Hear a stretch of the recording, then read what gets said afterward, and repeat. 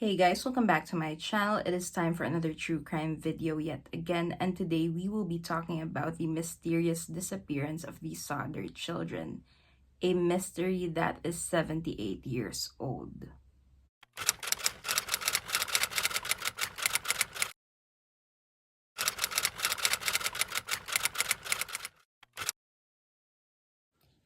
The patriarch of the family, George Sodder, was born as Giorgio Soddu in 1895 in Sardinia, Italy.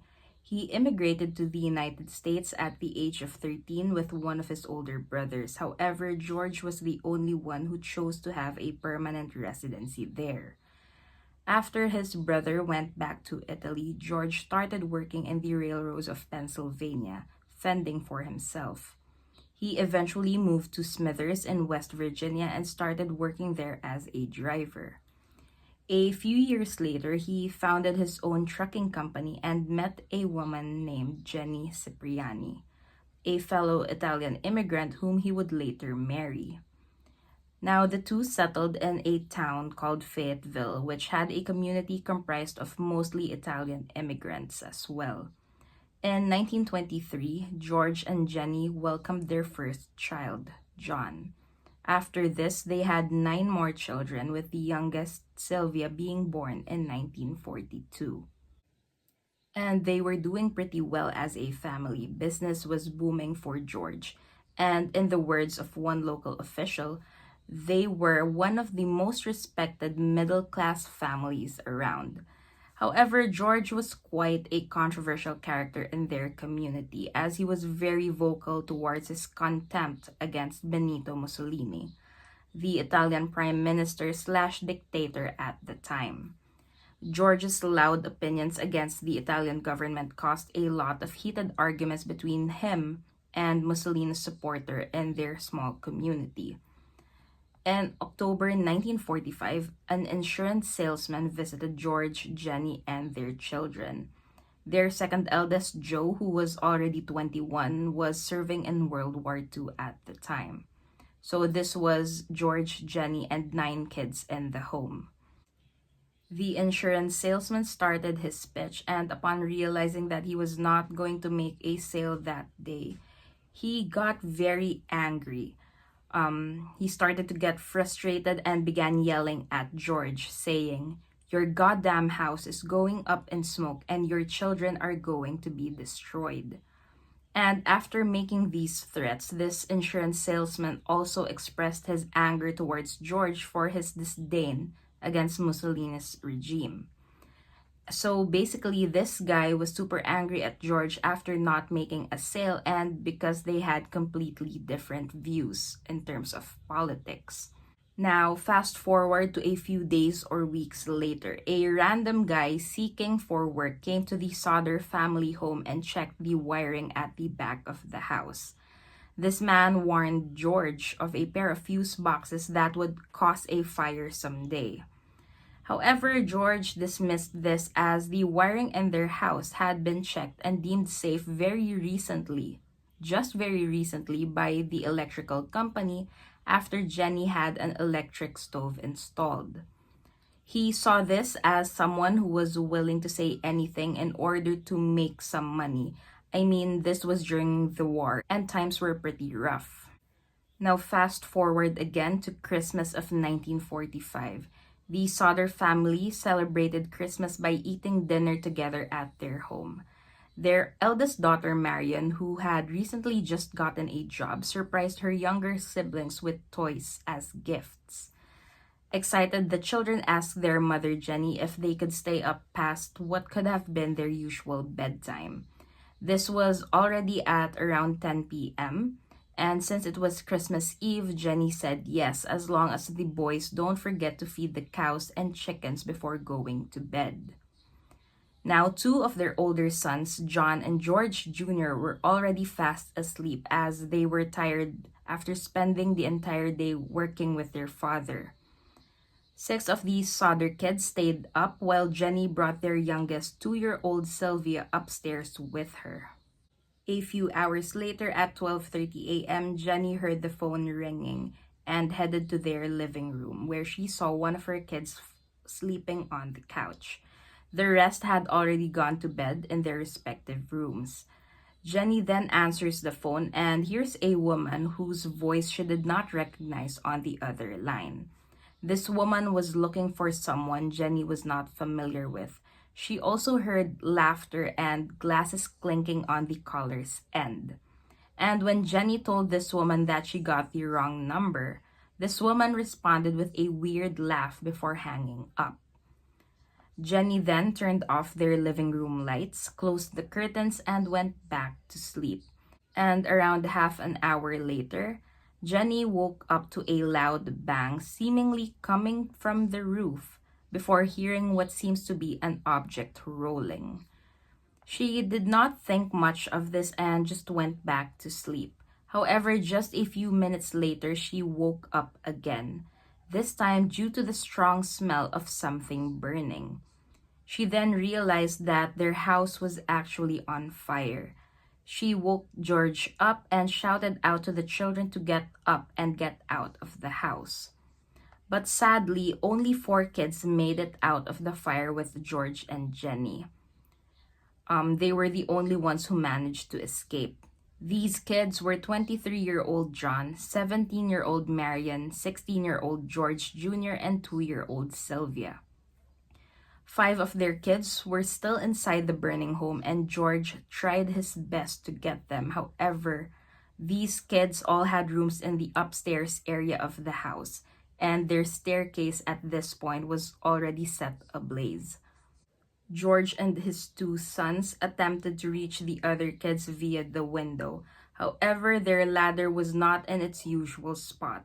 Other than that, their 2 coal trucks that could have been used to reach the windows were oddly not starting as well, even though they were working just fine a few hours earlier. Marion then ran to the neighbor's house where she tried to call the fire department. However, no one was answering.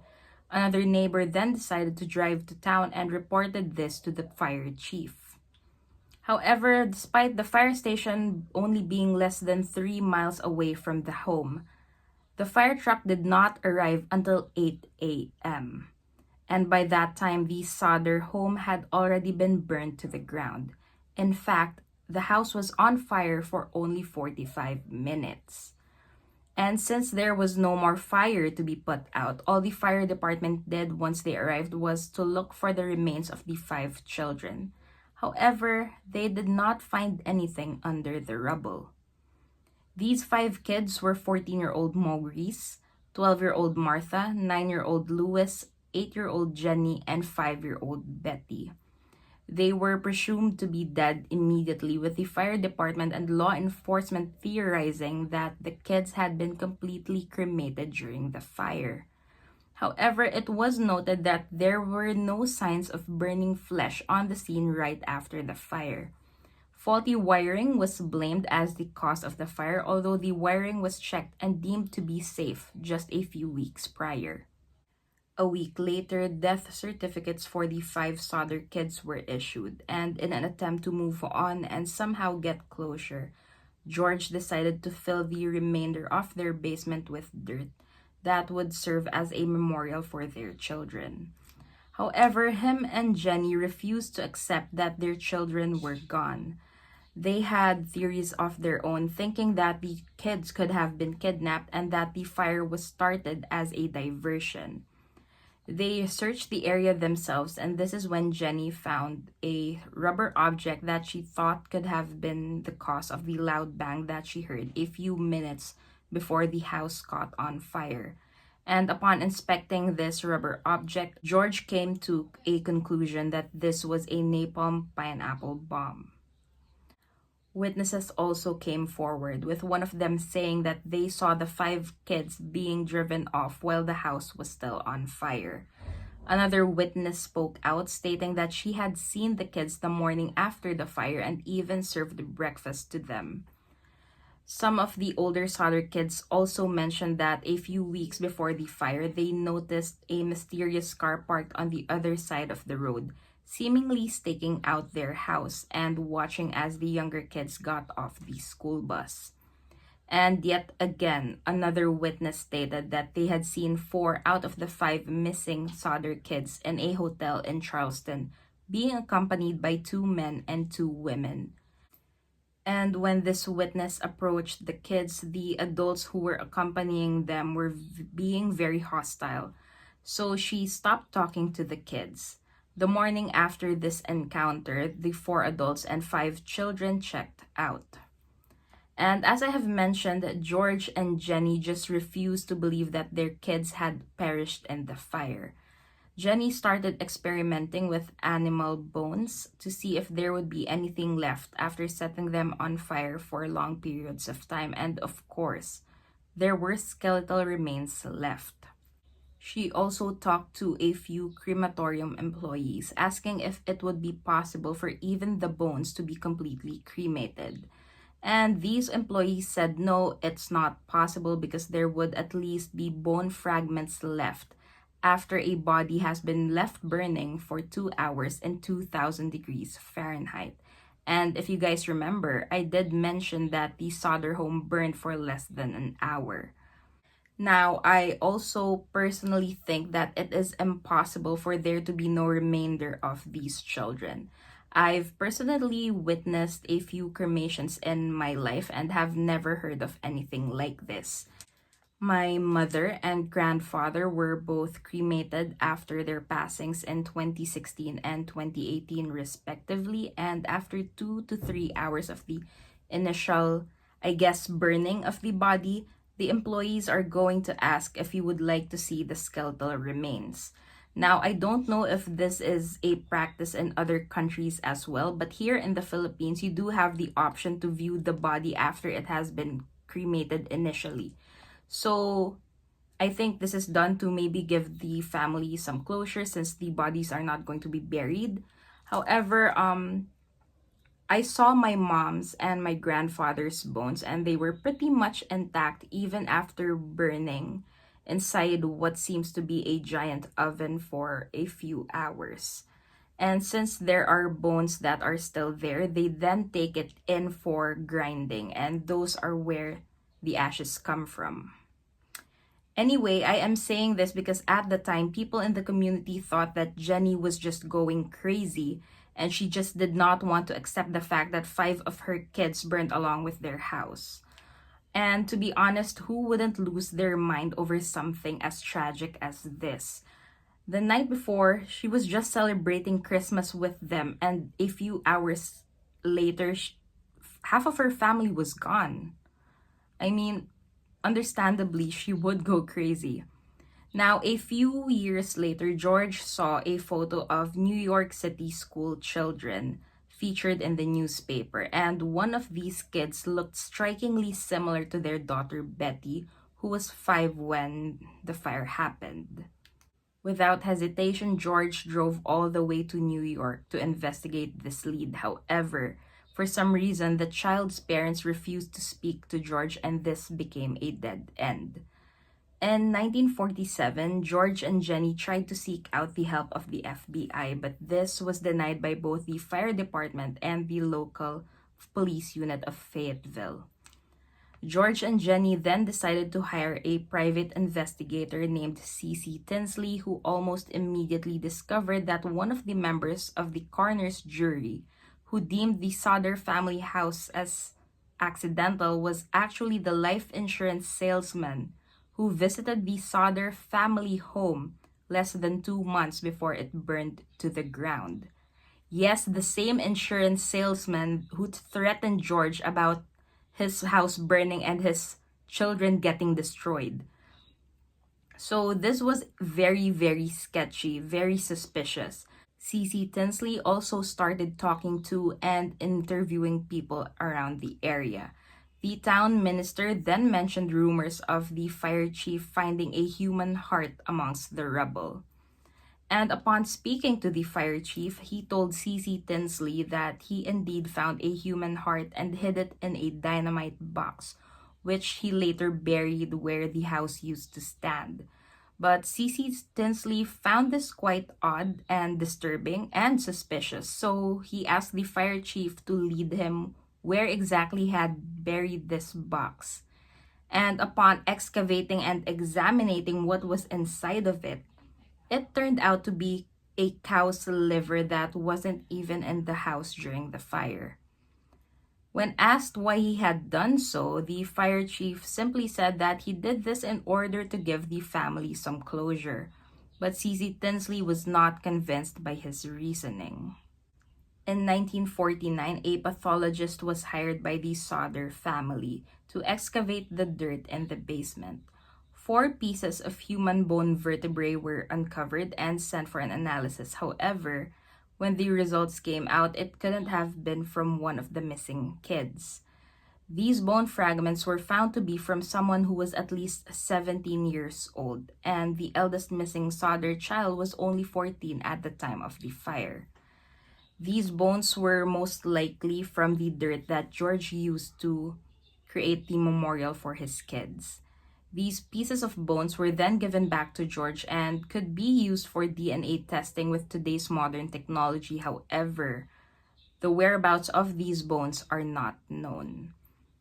After these findings, the West Virginia governor declared this case to be closed and even told the Sodders that their search was hopeless.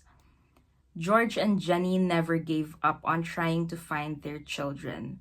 They set up a billboard in Route 16, which remained there for over 40 years. The Sodders and many others accused local officials of helping with what seemed to be a cover-up.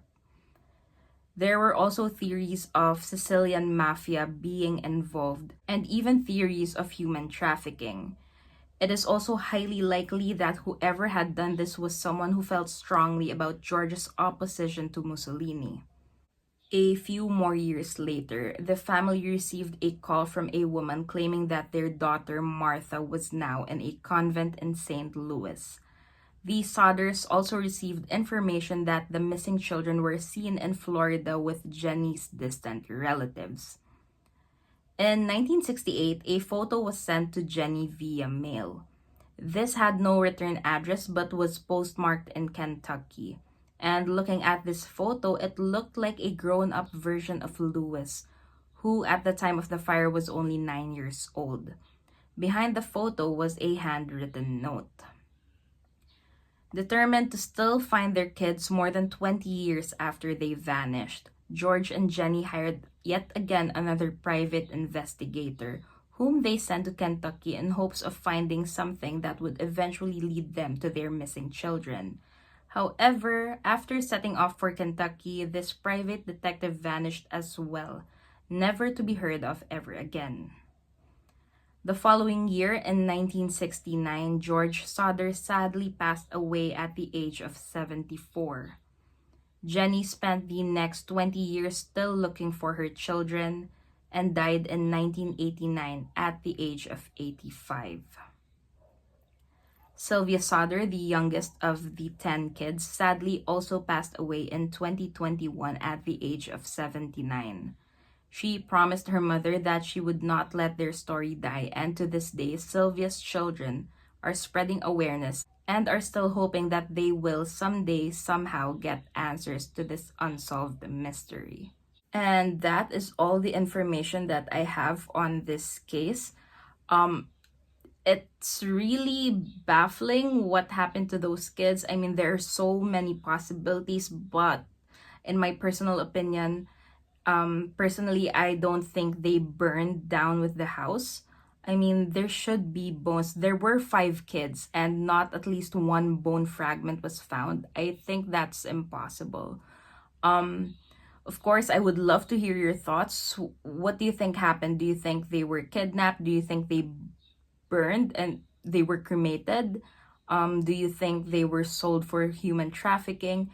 I mean, I really don't know what to think. Because if the kids were taken, if they were kidnapped, some of those kids were already big at that point, and for sure they knew where they were from, they knew who their parents were.